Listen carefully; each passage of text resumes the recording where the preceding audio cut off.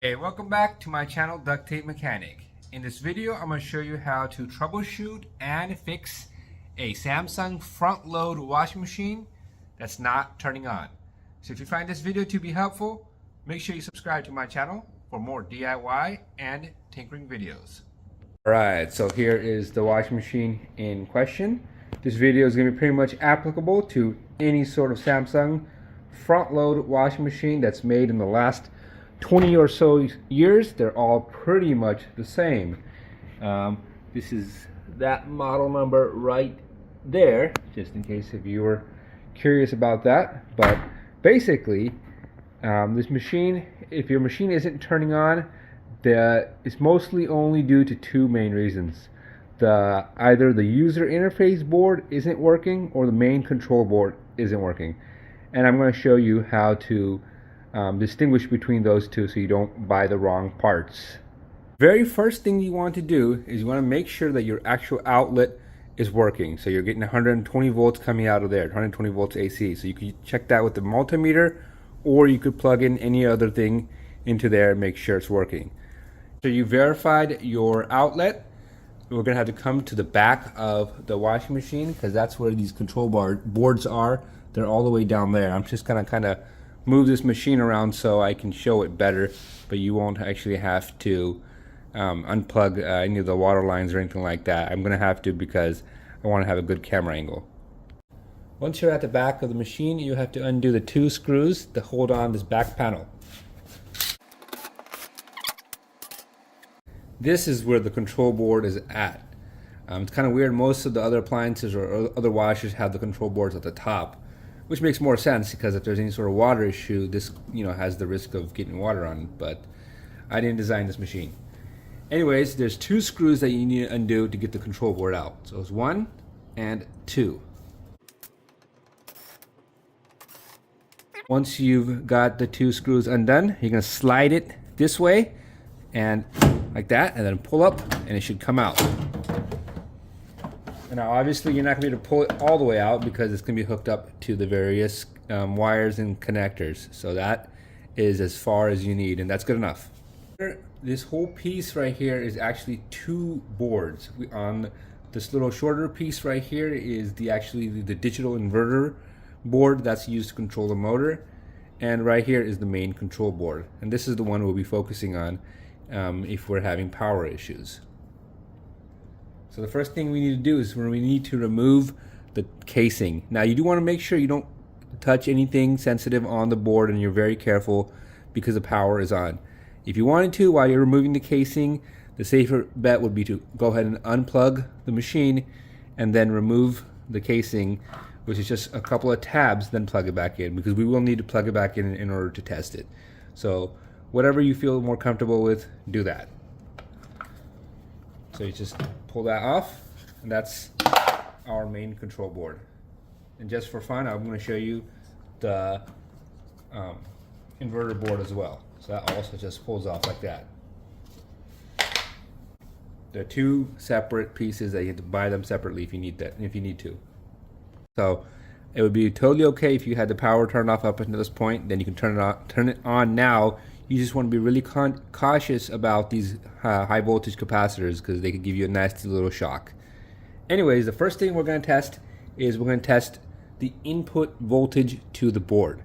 So that's going to be this connector right here. So Samsung has got this weird thing where these boards have 100 volts AC going in, not 120 volts AC. That's a little bit atypical, but that's what this transformer here is doing. It's converting that 120 to 100. So we'll be checking for 100 volts AC going in to the main control board. So to do that, we're going to unplug this connector right here first.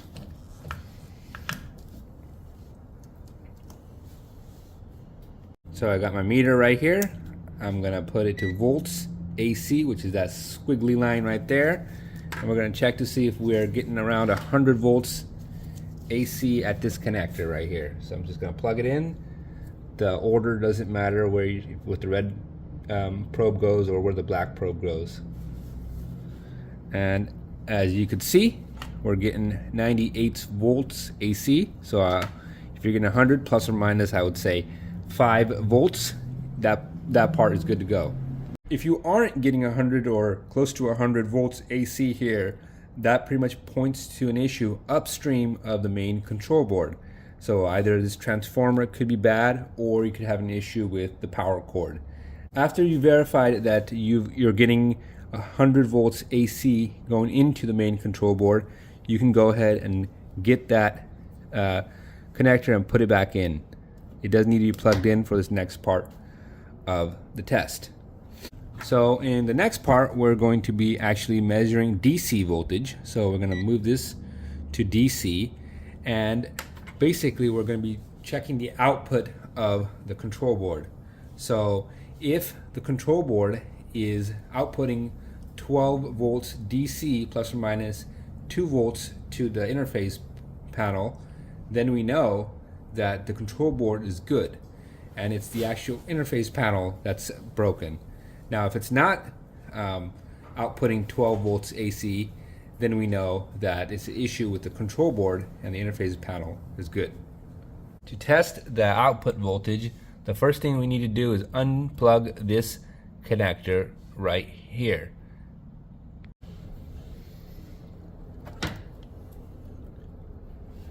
With that connector unplugged, we're going to be measuring the DC voltage between pin 5 and 6. Now, it's important to note the orientation of the board. So we know that the transformer is on the right side here, and we know that the AC input is on the top. From there, we're going to be just measuring the DC voltage from the 5th and 6th pin down from the top. So basically what I mean is we got 1, 2, 3, 4, 5, and 6. So 5 and 6 from the top being this part of the connector right there. And I'll show you what that looks like. When you're doing this, you may have to separate out the two boards, because otherwise when you push up on it with the pin, they may come out anyways. But basically, I'm going to be putting my red probe on the 5th pin and the black probe on the 6th one. Now if you switch those two, you would just get a positive or negative number. I don't remember, but what matters is the absolute value of that number. So whether you're getting minus 12 or plus 12, that won't matter.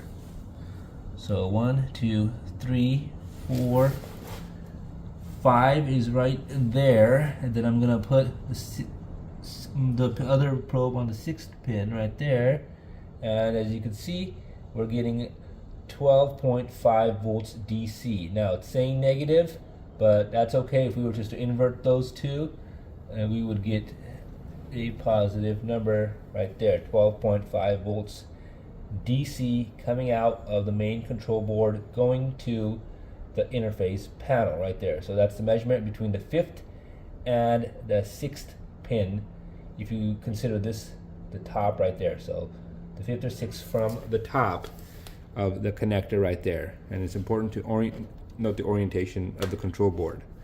So that verifies that our control board is sending out the correct output voltage and it's working properly.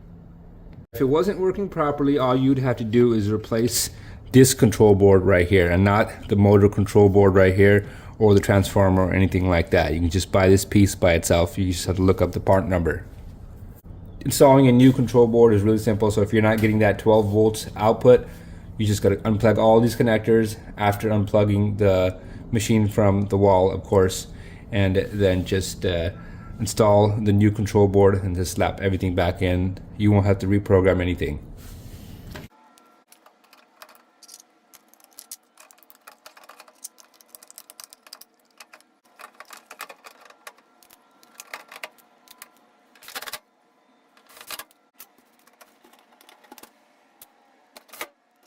If you did have to replace the display panel, to do so is fairly easy. The first thing you're gonna do is you're gonna pull out the software dispenser, push the little tab back here, and that's gonna allow you to kind of take it out all the way. You just have to come to the back of the machine and undo these two screws, 1 and 2. So you're just gonna have to pry up on these little tabs. There's 1, 2, 3, 4, 5, 6 of them, and then the display panel should be able to pull right out.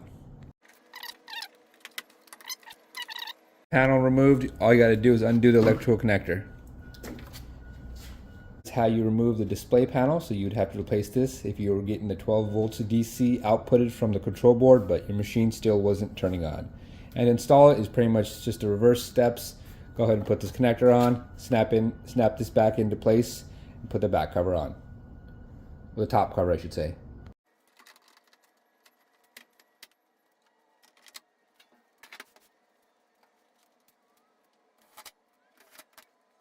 That is how you distinguish whether your control board or your interface panel is not working. Both issues could lead to your Samsung washer not turning on.